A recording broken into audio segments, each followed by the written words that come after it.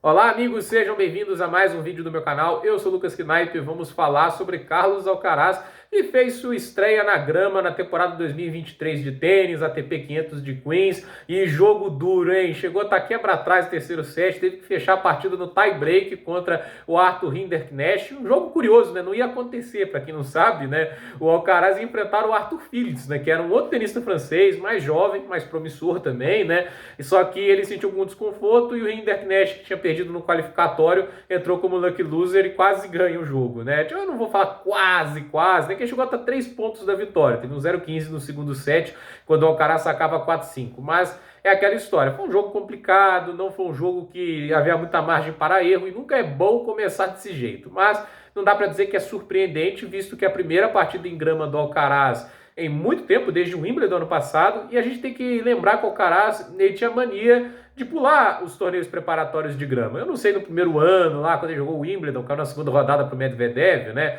que ele não sei se tinha ranking para jogar aqueles torneios, mas era importante tentar, né?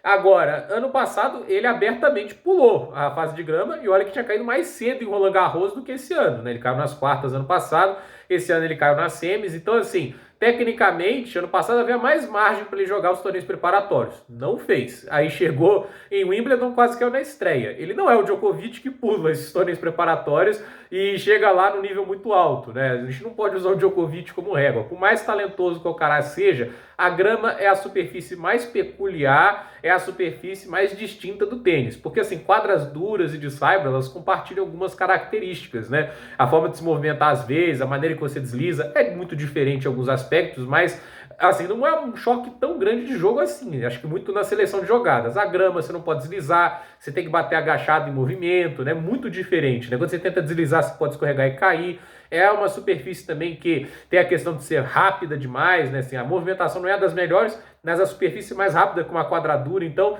não é simples o jogo na grama. É um jogo bem complicado.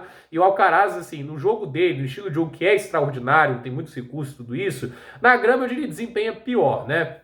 E assim, é um jogo que eu acho que mostrou muito do Alcaraz ainda tendo que ser um pouquinho mais paciente em algumas trocas, não vai poder acelerar tanto os golpes como faz no saibro, né? Não vai ter tanto tempo de reação assim e não vai ter o equilíbrio necessário em algumas trocas para fazer a batida em movimento. Então, esse é o tipo de coisa que é benéfico para jogadores de ranking inferior, porque normalmente jogadores de ranking inferior já não são especialistas em bater golpes em movimento, né? Ainda mais do jeito que o Alcaraz faz, né? Então, é aquela história, né? Esse é um jogo que neutraliza um pouco, né? A grama neutraliza um pouco dos pontos fortes do Alcaraz e ele tem que se adaptar mais e é importante fazer os preparatórios. Se o Federer, se tantos jogadores tops já fazem os preparatórios, é bom ele fazer também, até porque ele é muito jovem, não tem tanta experiência assim. O Djokovic pular os preparatórios, até por causa da idade, 36 anos, e pelo fato que ele não é campeão de Wimbledon, né? Ele ganhou as últimas 4 edições, né? Isso é porque ele é o grande jogador de grama da atualidade. O Alcaraz precisa um pouquinho refinar o jogo, né? Adaptar-se um pouquinho mais. E essa partida é bom para ganhar mais ritmo, né? Já quase 3 horas de jogo, né?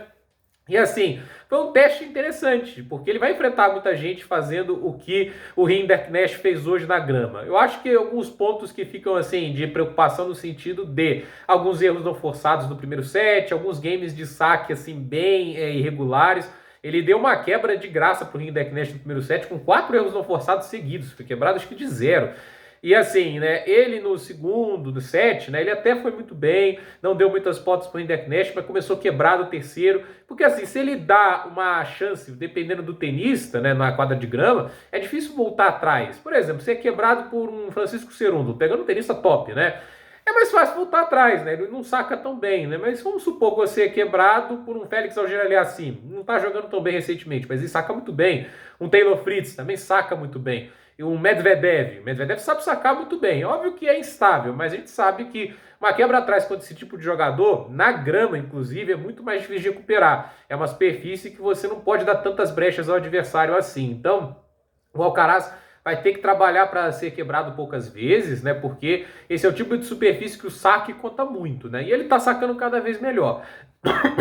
E assim, o jogo dele fluiu melhor no terceiro set, ele conseguiu recuperar-se da quebra atrás, chegou a estar 2-0 pro Hinderknecht, e conseguiu vencer no tie-break, jogando um tie-break basicamente impecável, com nenhum erro cometido basicamente, pelo menos não muito grande ou evitável. E assim, ele só uma tentativa de curta que ele fez errado, que aí ele vai ter que controlar, é muito útil na grama, mas nem sempre vai dar para utilizá-la, né? E assim, eu acho que ele jogou muito bem os pontos decisivos, os pontos tensos, e isso é uma característica de grande jogador. E avança agora para a segunda rodada, onde vai enfrentar Jiril Heretika, né, que é outro tenista que na grama eu acredito que seja um desafio interessante, né? Obviamente o Alcaraz é muito mais jogador, mas é o tipo de tenista que tem qualidades e características que lhe permitem ser competitivos nesse tipo de superfície. Então, curioso para ver o que vai acontecer nessa próxima partida, que deve acontecer quinta-feira, né? Nem amanhã, é na quinta-feira. Curioso para ver o Alcaraz jogando mais na grama, se ele vai conseguir um título de grama agora, né? E assim, ele pode acabar enfrentando gente como o Francisco Cerúndolo, né? E eu tô curioso para ver esse tipo de confronto, ainda mais do jeito que o argentino tá jogando agora. Então, por esse vídeo é isso, gente. Dúvida nos comentários, deixe seu like, se inscreva no canal, compartilhe esse vídeo e até o próximo vídeo.